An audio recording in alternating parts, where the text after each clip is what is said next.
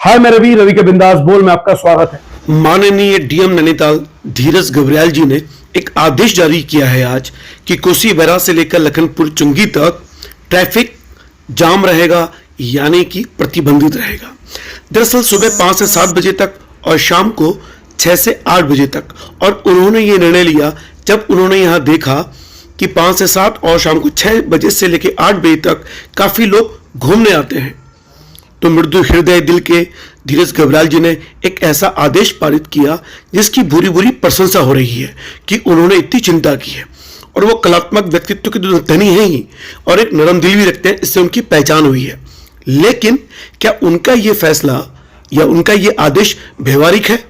आप अभी ये सड़क मार्ग देख रहे हैं, इस सड़क पर शाम को 6 से 8 बजे तक और सुबह 5 से 7 बजे तक ये मार्ग प्रतिबंधित रहेगा, 2 पहिया वाहनों के लिए भी और 4 पहिया वाहनों के लिए भी, यानी छोटे बड़े हर तरह के वाहन, ताकि मॉर्निंग वॉक और इवनिंग वॉक करने वाले आसानी से यहां पर जा सकें। लेकिन इस आदेश की जो अव्यवहारिकता मुझे लगी और मैंने सोचा कि मैं आपके सामने पेश करूं। देखिए, लखनपुर चुंगी अक्सर जितने भी लोग इस जगह से आते हैं, और ये अव्यवहारिक क्यों लगा उसके लिए आपको सबसे पहले यह देखना पड़ेगा। शहीद भगत सिंह चौराहा भवानीगंज से हम आ रहे हैं लखनपुर चुंगी की तरफ। देखिए, ये वो स्थान है जहां पर सड़क बड़ी कम चौड़ी है और ये नेशनल हाईवे 309 है और इसके दोनों तरफ अतिक्रमण के हाल से रामनगर बेहाल है। मुझे लगता है कि माननीय डीएम महोदय कभी इस रूट से गए नहीं है। अगर वो इस रूट से गए होते तो उन्हें रामनगर वासियों की पीड़ा का पता चलता, जो अक्सर जाम से त्रस्त रहते हैं।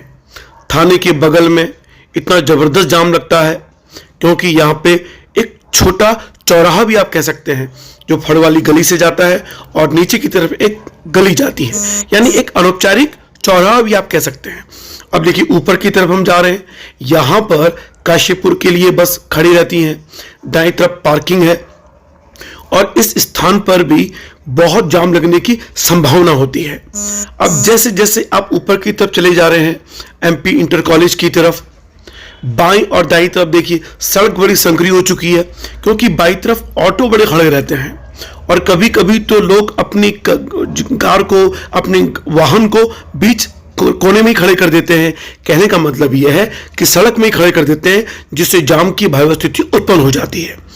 इस मार्ग पर शाम को जब 6 से 8 बजे तक वो ट्रैफिक जो कभी कोसी बैराज होते हुए यानी लखनपुर चुंगी से डिग्री कॉलेज होते हुए निकल जाया करता था, अब शाम को 6 से 8 बजे के बीच वो इसी मार्ग से आएगा, रानीखेत रोड से नीचे जाएगा। आप देखिए, माननीय धीरज घबरियाल जी अगर ये रिपोर्ट देखें तो देखिए दोनों तरफ अतिक्रमण ने बुरे हाल किए हुए हैं।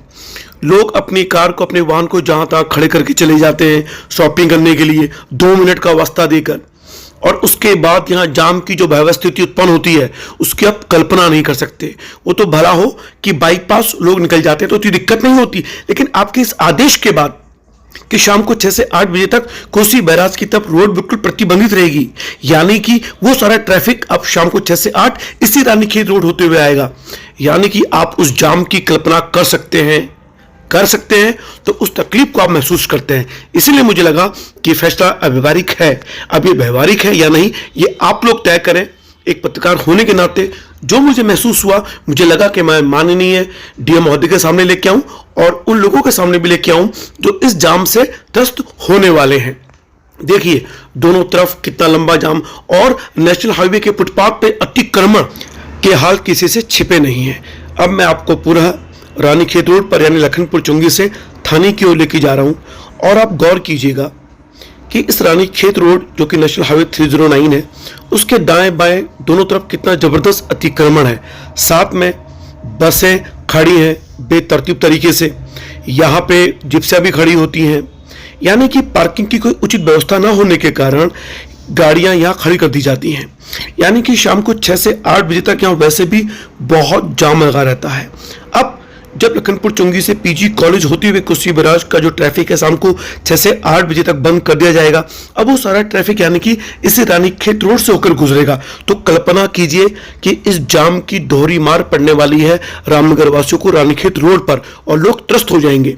तो माननीय डीएम महोदय को अपने आदेश जारी करने से पहले इस अतिक्रमण को दूर करना था, पार्किंग की कुछ एक व्यवस्था लागू करनी थी, चाहे वो स्थायी तौर पे अस्थायी तौर पे होती, लेकिन होनी चाहिए थी। अब देखिए यहाँ पे ऑटो भी खड़े होते हैं, लोग भी तो समझदार हैं रामनगर के, कि अपनी गाड़ी को जहां तहां खड़ी कर देते हैं। फुटपाथ पे तो अवैध कब्जे कर दिए गए हैं परमानेंट तरीके से। तो जब तक ये अवैध कब्जे हैं, यहाँ गाड़ियां अव्यवस्थित तरीके से खड़ी हैं, तो आप कल्पना कीजिए डीएम महोदय, जब 6 से 8 बजे का वो प्रतिबंधित वाहन वहां ना जाकर इस रानीखेत रोड से गुजरेगा तो कितना लंबा जाम होगा, उसकी कल्पना से ही सरदर्द होने लगा है। तो आप एक सामान्य नागरिक होने के बहाने से कभी यहाँ आए डीएम महोदय के रूप में नहीं, और जाने कि ट्रैफिक की कितनी कुव्यवस्था है, अतिक्रमण ने कितना जहर बो रखा है। जब आप वो जान पाएंगे तभी शायद आप रामनगर वासियों के दर्द को पहचान पाएंगे, महसूस कर पाएंगे। मैंने इस वीडियो के मोशन को स्लो इसलिए रखा हुआ है ताकि आप देखें कि दोनों तरफ अतिक्रमण कितना जबरदस्त है।